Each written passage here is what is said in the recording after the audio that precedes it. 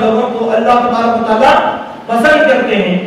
یہ ایک درجہ ہے، راستہ ہے جنت میں جانے کا. چلیں جنت میں جانے کا ایک اور راستہ ہے. اس راستے کو کہا جاتا ہے اللہ کے ساتھ فائدے کی تجارت کرنا. اللہ کے ساتھ اگر تجارت کرے تو نقصان ہوگا. اللہ نے کیا فرمایا؟ وہ تجارت لن تبور، ایک ایسی تجارت ہے جس میں گھاٹا نہیں ہے. اللہ کے ساتھ تجارت کے معنی کیا ہے؟ عمل صالح کرنا، اللہ کی رضا کے لیے کام کرنا، صدقہ دینا، خیرات کرنا، مسجد بنانا، والدین کی اطاعت کرنا، ہر کام میں اللہ کی خوشنودی چاہنا، یہ اللہ کے ساتھ تجارت ہے جس میں ریا نہیں ہونا. اس کو اللہ نے کیا کہا؟ تجارت. لہذا جو لوگ اللہ کے لیے تجارت کرتے ہیں ان میں گھاٹا ہو سکتا. بدر کا موقع ہے، اللہ کے نبی نے جنگ کا اعلان کر دیا، صحابہ نے اپنا تعاون لانا ڈال دیا. ابو بکر صدیق رضی اللہ عنہ نے کیا کرا؟ پورے گھر میں جھاڑو دے کے جو تھا کچرا پٹی پورا لا کے دے دی نبی صلی اللہ علیہ وسلم. پائی ہماری زبان میں بولے تو ہم بول سکتے ہیں چندی گھر کے لا کر نبی کے سامنے ڈال دیا پورا اثاثہ. اللہ کے نبی دیکھ کر بولے ابو بکر کیا کر رہے ہو؟ پورا گھر کا سامان لا لیا، گھر میں جائے. بولے یا رسول اللہ، اللہ اور اس کے رسول کی محبت ہے گھر میں، اس کی فکر مت کیجیے. یہ دیکھ کے حضرت عمر کیا کر اپنے گھر کا اعلیٰ سامان لے کے ڈال دیا. دیکھو ڈر تھا ان لوگوں کو نہیں. آج ہمارے کو ڈر ہے نا. میں مسجد میں اعلان ہو گیا مسکین فقیر لاچار مسافر کا 100 روپے دے دوں گا، گھر میں جاؤں گا تو خرچے کو کیا رہنے بولتے ہیں. یا دو گھر تک جاؤ، اللہ تعالیٰ غیب سے کتنے اسباب فراہم کر دیتا تھا.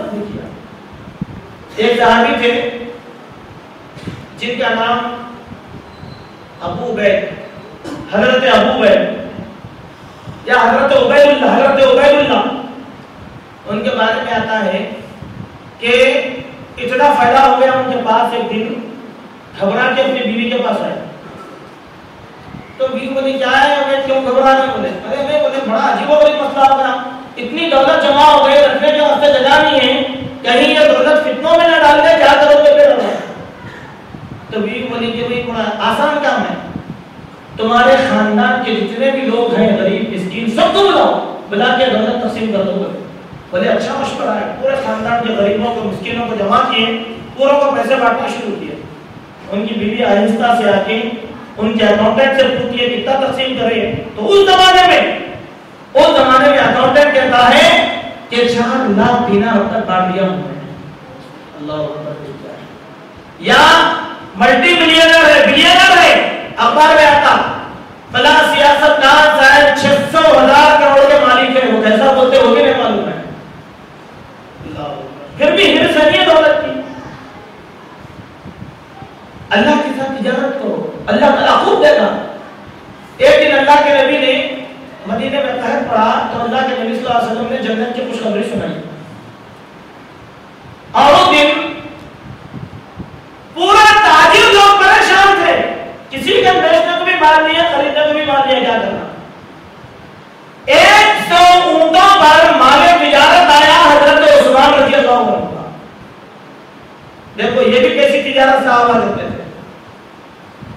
پورے تاجر مدینے کے حضرت عثمان کہہ رہے ہیں، بولے کہ اے عثمان، سوائے تمہارے پورے عرب میں مال کسی کے پاس نہیں ہے. ایک کام کرو، جو فائدہ لینا ہے لے لو، یہ مال ہم کو دے دو، ہم بیچ لیں گے. حضرت عثمان بولے ٹھیک ہے، بولی لگاؤ. وہ لوگ بولی لگا اتنا فائدہ دیں گے. حضرت عثمان بولے کہ نہیں فائدہ نہیں ہے میرے کو، میں لے دیتا ہوں. پھر وہ لوگ میٹنگ کر کے آ بولے ٹھیک ہے تمہارا مال جتنے کا بھی ہے 50% فائدے پر ہم مال دیں گے، دے دو. بولے کہ ابھی بھی بولی کم لگا ہے. پریشان ہوئے، بولے اب کیا کرنا؟ بولے ٹھیک ہے 100% فائدہ لے کر ہم تمہارا مال لے دیں گے 100% فائدے پہ. یعنی 100 روپے کی چیز 200 روپے میں خرید لیتے، بیچو بولے لیتے. پورے مدینے کے لوگ پریشان ہو گئے، یہ کیا ہو رہا ہے عثمان، سمجھ میں نہیں آ رہا. اگر ہم لوگ رہتے وہ زمانے میں تو لوٹ مار کر لیتے تھے. ارے کیا نہیں دیتے وہ نہیں جی کہو کے لوٹ لیتے تھے. لیکن صحابہ ایسے نہیں تھے نا، وہ لوگ انتظار کرے. بولے حضرت عثمان کھڑے ہو کر لوگوں کو بولے اے لوگوں، سارے مدینے میں بولی لگائی، سب کی بولی محمد رسول اللہ کی بولی سے کم تھی. تم اللہ کے پاس گواہ رہنا، میں نے یہ 100 اونٹوں کے پورے مال کو مسلمانوں کے لیے اللہ کے راہ میں لے دیا ہے.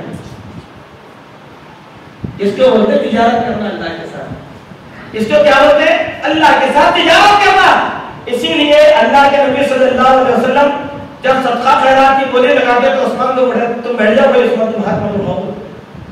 ہر جگہ آگے پھر مدار خریدنے کی باری ہے تو عثمان آگے. ایک کنواں تھا, وہ کنواں یہودیوں کے قبضے میں تھا, مسلمانوں کو پانی نہیں دیتے تھے. لوگ آ کے شکایت کرتے حضرت عثمان بولے کتنے پیسے میں؟ بولے 1,00,000 دینار. بولے جاؤ جا کے کنویں والے کو بلاؤ. کنویں والے کو بلاتے حضرت عثمان بولے 2,00,000 دینار رکھ, آج سے یہ کنواں مسلمانوں کا. بس کیا مسلمانوں کو بولے مدینے کے یہودی بھی اس سے پانی پیں گے اور تم بھی پانی پیں. دیکھیں ایسا کوئی ہے آج کرنے والا؟ اس کو اللہ تبارک و تعالیٰ نے کہا کہ یہ ایسی تجارت ہے جس میں کسی قسم کا کوئی گھاٹا نہیں ہے. یا ایھا الذین آمنوا هل ادلکم علی تجارت تنجیکم من عذاب الیم. اے ایمان والو سنو, کیا میں تم کو آج ایک ایسی تجارت نہ بتاؤں اگر تم وہ تجارت کر لو گے تو بڑے عذاب سے محفوظ رہ جاؤ گے. وہ تجارت کیا ہے؟ یہی اللہ تعالیٰ کی رضا مندی, اور کوئی بڑی بات نہیں. اپنے نفس کو اللہ کے لیے قربان کرنا, یہ سب اس سے بڑی تجارت ہے جو جنت حاصل کرنے کے راستوں میں سے ایک راستہ ہے. اب آگے اور بڑھیں.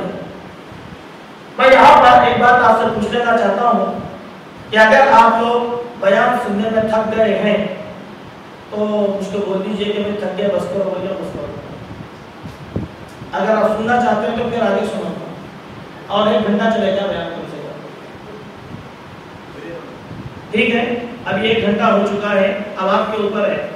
چونکہ میں یہ دیکھ رہا ہوں کہ کچھ لوگ رک رہے ہیں, بیٹھ رہے ہیں, جا رہے ہیں. میں جنت کا تذکرہ کر رہا ہوں اور آپ لوگ رک رہے ہیں, بیٹھ رہے ہیں. اس کا مطلب اٹھنے بیٹھنے والوں کو جنت نہیں چاہیے, بور ہو رہے ہیں. اب تو میں جو بات کہہ رہا ہوں اس میں ایک بھی بات میری نہیں ہے, یہ ہم سب کے فائدے کی بات, قرآن اور سنت کی بات. غور سے سنیے, چہل قدمی مت کیجیے. اس وجہ سے مجھے جو بیان کرنے کی باتیں ہیں میں اپنی جگہ یہ سمجھوں گا کہ بھائی لوگ شاید اکتا گئے بات سے, اسی لیے میرے ذہن کی کیفیت جو ہے بدل جاتی ہے. اسی لیے آپ لوگ پوری چاق و چوبندی سے مظاہرہ کریں کہ آپ سن رہے ہیں. ہو گئی نا بات؟ تو جنت کے راستوں میں سے ایک راستہ کیا ہے معلوم؟ سورہ اخلاص پڑھنا. سورہ اخلاص کتنا کو یاد ہے بتائیے؟ قل هو اللہ احد اللہ الصمد لم یلد ولم یولد ولم یکن لہ کفوا. یہ پوری سورت میں توحید. کتنا کو یاد ہے؟ جس کو یاد نہیں ہے فوراً یاد کر لو. جنت کے راستے میں سب سے بڑی سورت ہے, سب سے بڑی سورت ہے جنت حاصل کرنے میں. کسی کو نماز میں کچھ بھی پڑھنے نہیں آتا, خالی سورہ اخلاص سے آ جائے تو پوری نماز میں یہی پڑھو کافی ہے, کیونکہ اس میں اللہ کی وحدانیت اور اس کی توحید بیان کی گئی. اللہ کے نبی علیہ الصلوۃ والسلام ارشاد فرماتے ہیں من قرأ سورۃ الاخلاص, جو انسان سورہ اخلاص کی تلاوت کرتا ہے فتدبر معانیہا, سورہ اخلاص کے معنوں میں تدبر غور فکر کرتا ہے, ورعا ما جاء فیہا, اور اس میں جو بیان کیا گیا ہے اس پر عمل بھی کرتا ہے, من اللہ عز وجل, تو اللہ تبارک و تعالیٰ کی جو ہے مرضی سے اللہ تبارک و تعالیٰ اس کے لیے جنت کا راستہ آسان کرے. سورہ اخلاص پڑھنا, خالی پڑھنا نہیں, غور کرنا. کیا کہا اللہ نے؟ قل, کہہ دو اللہ احد, اللہ الصمد, وہ اللہ بے نیاز ہے. لم یلد, وہ جنتا نہیں ہے. ولم یولد, نہ وہ جنایا ہے. ولم یکن لہ کفوا احد, وہ تو اپنی پوری خدائی میں یکتا اور تنہا ہے. ہو گئی بات؟ اس پر غور کرنا. اس میں عقیدے کے بہت سے مسائل کا حل اللہ تبارک و تعالیٰ نے بیان فرما دیا. اسی لیے حضرت یوسف علیہ السلام جب جیل میں ڈالے گئے اور لوگوں سے پوچھا رب کے بارے میں, تو کیا پوچھا؟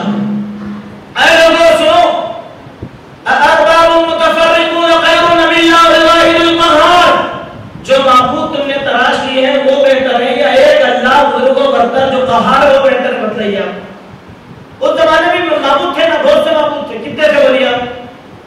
بڑے معبود حضرت لوط کے زمانے سے آ رہے تھے. وہ کون تھے؟ ولا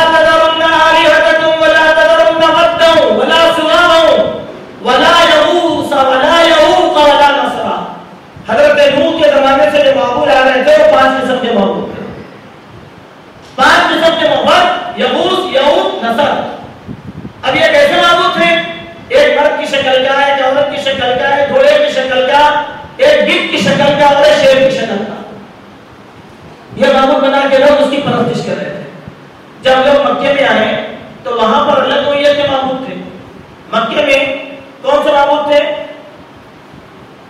لات، عزا، منات. یہ تینوں.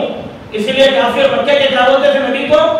نہ ہم عزا کو چھوڑیں گے، نہ لات کو چھوڑیں گے، نہ منات کو چھوڑیں گے. اللہ اکبر. 8 قسم کے معبود قرآن مجید میں بیان کیے گئے. ایک بارش دینے والا، ایک روزی دینے والا، ایک اولاد دینے والا، ایک علم دینے والا. اب ذرا غور کیجیے یہ عقیدے میں اور آج کے مشرکین کے غیر مسلموں کے عقیدے میں کیا فرق ہے؟ وہاں پر بھی ہے نا وہی افلاس کی نبی ایک ہے، علم کی نبی ایک ہے، دولت کی نبی ایک ہے نہیں. تو اس زمانے سے جو چلے آ رہا تھا سلسلہ یہ زمانے تک کوئی برا ہے. اب کم مرضی کو ہمارے مسلمانوں کے پاس بھی ویسی ہے. ایک اللہ کافی نہیں ہے. کبھی یہ مزار پہ گئے، کبھی وہ مزار پہ گئے، کبھی وہ مزار پہ گئے، کبھی یہ مزار پہ گئے. دیکھیں عزا جو معبود تھا وہ عزا معبود کے تعلق سے ایک طویل حدیث میں ایک بات آئی جو میں آپ کے سامنے رکھنا مناسب سمجھتا ہوں. عزا دراصل کسی زمانے کی ایک نیک پارسا اللہ والی خاتون تھی جس کا نام کیا تھا؟ عزا تھا. اور شیطان کی یہ چال ہے کہ شیطان لوگوں کو ایسے نہیں بہکایا تو بزرگوں کے نام پہ لا کر بہکا دیا. تو یہ عزا معبود کے سامنے لا کر جھکا دیا. تو مکے میں عزا معبود کی پوجا ہوتی تھی اور اس معبود کے کچھ مجاور بھی تھے جو اپنا کاروبار بڑا تیزی کے ساتھ چلا رہے تھے. اللہ کے نبی علیہ السلام نے ایک مرتبہ حضرت خالد بن ولید کو بھیجا، خالد جاؤ فلاں جگہ عزا کی عبادت ہوتی ہے وہاں جا کر حملہ کر دو. حضرت خالد بن ولید آئے اور آ کر دیکھا کہ مکے میں ایک کونے میں بیٹھ کر عزا معبود کی مورتی بنا کر لوگ پوج رہے ہیں. فوراً ان لوگوں کو مار کے بھگا دی حضرت خالد اور مورتی کو سربراش کر دی، پوری پاش کر دی. وہ جو مجاور تھے وہ مکے کے پہاڑوں میں بھاگ گئے جان بچا گئے. حضرت خالد بن ولید بھی کیا کریں ان کے پیچھے بھاگے. وہ لوگ چلے گئے. خالد اللہ کے نبی کے پاس واپس آیا کر بولے یا رسول اللہ میں نے عزا کو سربراش کر دیا ہے. اللہ کے نبی نے فرمایا کہ نہیں ابھی عزا معبود ختم نہیں ہوا، تم اس مقام پر جاؤ ابھی بھی لوگ عزا کی پوجا کرتے ہوئے تم کو ملیں گے. حضرت خالد آئے آ کر کیا دیکھتے ہیں کہ وہی مجاور لوگ کیا کرے وہ خالی جگہ کے اوپر گول بیٹھتے عزا عزا عزا عزا عزا کی تصویر پڑھ رہے ہیں. بولے کہ اچھا یہ چل رہا گرو لوگوں کو مار کے پہاڑوں میں بنائے. جیسا پہاڑوں میں وہ لوگ بھاگے تو وہ لوگ پہاڑوں کے اوپر چڑھ گئے.